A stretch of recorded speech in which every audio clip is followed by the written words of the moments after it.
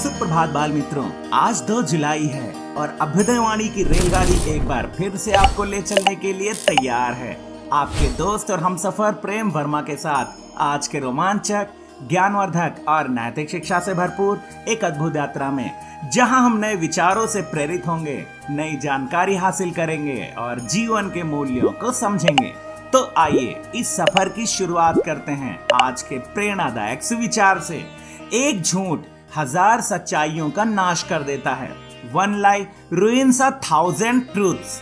इस कथन का अर्थ है कि एक बार बोला गया झूठ कई सच्चाइयों को नकार सकता है। यह विचार इस बात पर बल देता है कि सच्चाई हमेशा झूठ से बेहतर होती है और झूठ बोलने का नकारात्मक प्रभाव पड़ सकता है। झूठ बोलने के अल्पकालिक लाभ लंबे समय में नकारात्मक परिणाम को जन्म दे सकते हैं। झूठ विश्वास को नष्ट कर सकता है।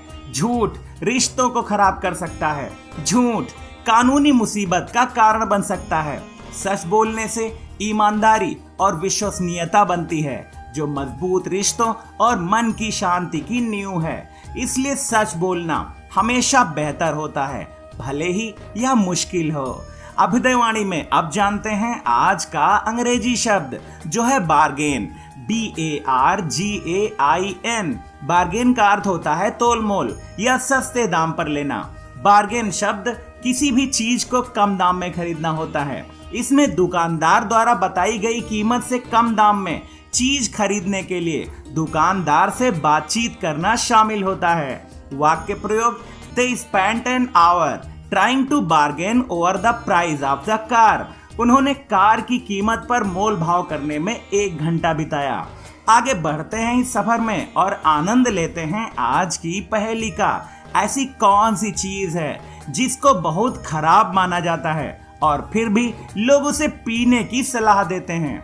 इस पहेली का जवाब है गुस्सा। अब अगला स्टेशन है आज का इतिहास। इतिहास हमें अतीत से सीखने और वर्तमान को बेहतर बनाने का मौका देता है। आइए इतिहास के पन्नों में आज 2 जुलाई की कुछ प्रमुख घटनाओं पर नजर डालें। सन 1776 में आज ही अमेरिका की स्वतंत्रता की घोषणा के लिए महाद्वीपीय कांग्रेस में मतदान हुआ, जिसने अमेरिका के स्वतंत्र राष्ट्र बनने की प्रक्रिया को शुरू किया। सन 1876 में आज ही हैरियट ब्रूक्स का जन्म हुआ, जो कनाडा की पहली महिला भौतिक वैज्ञानिकों में से एक थीं और जिन्होंने रेडियो धर्मिता के क्षेत्र में महत्वपूर्ण योगदान दिया। सन 1897 में आज ही इटली के वैज्ञानिक गुग्लेमो मार्कोनी को लंदन में रेडियो के लिए पेटेंट मिला। यह वायरलेस संचार क्रांति की शुरुआत थी। सन 1906 में हंस बेथे का जन्म हुआ। वे एक नोबेल पुरस्कार विजेता जर्मन अमेरिकी भौतिक विज्ञानी थे, जिन्होंने तारों में ऊर्जा उत्पादन की प्रक्रिया को समझाया। सन 1908 में लंदन ओलंपिक में पहली बार मॉडर्न पेंटाथलॉन को शामिल किया गया, जिससे ओलंपिक खेलों में विविधता बढ़ी। सन 1940 में नेताजी सुभाष चंद्र बोस को ब्रिटिश सरकार ने विद्रोह भड़काने के आरोप में गिरफ्तार किया। सन 1962 में अमेरिका के आर्कसस राज्य में पहला वॉलमार्ट स्टोर खुला, जिसने रिटेल व्यापार में क्रांति ला दी। सन 1976 में आज ही वियतनाम का एकीकरण हुआ और देश को समाजवादी गणराज्य वियतनाम के रूप में आधिकारिक रूप से स्थापित किया गया। सन 2002 में आज ही स्टीव फोसेट गुब्बारे में दुनिया का चक्कर लगाने वाले पहले व्यक्ति बने। उन्होंने 15 दिनों में 23,893 मील की यात्रा की। सन 2004 में आज ही मुंबई का छत्रपति शिवाजी टर्मिनस, पूर्व में विक्टोरिया टर्मिनस, यूनेस्को विश्व धरोहर स्थल घोषित किया गया। सन 2013 में आज ही वैज्ञानिकों ने पुष्टि की कि 2012 में सर्न के लार्ज हैड्रॉन कोलाइडर में हिग्स बोसोन कण की खोज हुई थी, जो भौतिकी की दुनिया में सबसे बड़ी उपलब्धि मानी गई। अभ्युदयवाणी की अगली कड़ी प्रेरक व्यक्तित्व में आज हम जानेंगे महान इतालवी वैज्ञानिक गुग्लेल्मो मार्कोनी के बारे में। गुग्लेल्मो मार्कोनी एक महान इतालवी वैज्ञानिक और आविष्कारक थे, जिन्हें वायरलेस टेलीग्राफी यानी रेडियो संचार का जनक माना जाता है। उनका जन्म 25 अप्रैल सन 1874 को इटली के बोलोग्ना शहर में हुआ था। बचपन से ही उन्हें विज्ञान और विशेष रूप से विद्युत तरंगों में गहरी रुचि थी।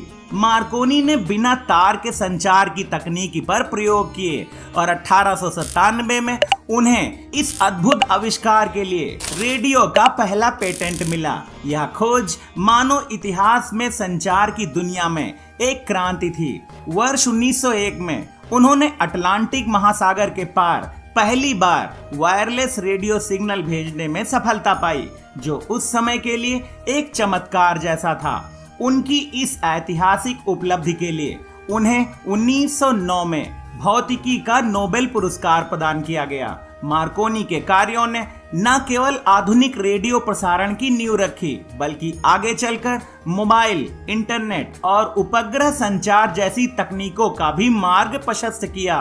गुग्लेमो मार्कोनी का योगदान आज भी हर संचार प्रणाली की नींव में विद्यमान है। उनका जीवन और कार्य हमें सिखाते हैं कि निरंतर प्रयोग और समर्पण से असंभव को भी संभव बनाया जा सकता है।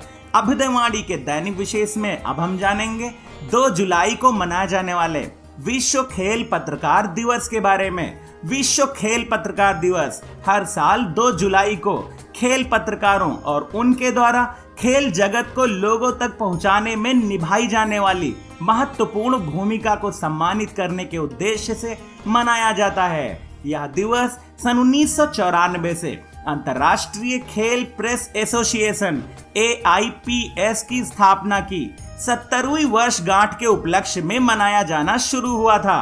AIPS की स्थापना 2 जुलाई सन 1924 को पेरिस में ग्रीष्मकालीन ओलंपिक के दौरान हुई थी।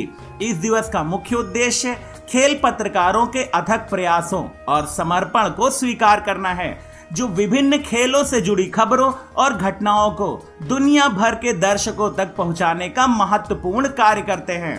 भारत के कुछ प्रसिद्ध खेल पत्रकारों में जयंत जयराम, प्रवीण जोशी, BS राजू, सुजीत वशिष्ठ और राहुल जोशी आदि शामिल हैं। इस दिन विभिन्न खेल मीडिया संगठन और संस्थाएं खेल पत्रकार को सम्मानित करने और उनके योगदान का जश्न मनाने के लिए कार्यक्रम आयोजित करते हैं। पुरस्कार समारोह, सेमिनार और पैनल चर्चाएं अक्सर इस दिन आयोजित की जाती हैं, जो खेल पत्रकारों के काम के प्रति जागरूकता बढ़ाने और उनके प्रति कृतज्ञता व्यक्त करने में मदद करते हैं।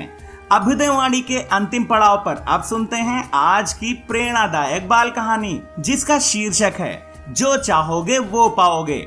एक बार एक साधु नदी के घाट पर रोज बैठकर जोर जोर से चिल्लाया करते थे, जो चाहोगे वो पाओगे, जो चाहोगे वो पाओगे। लोग उन्हें अनदेखा करते थे और उन्हें एक पागल समझकर आगे बढ़ जाते थे।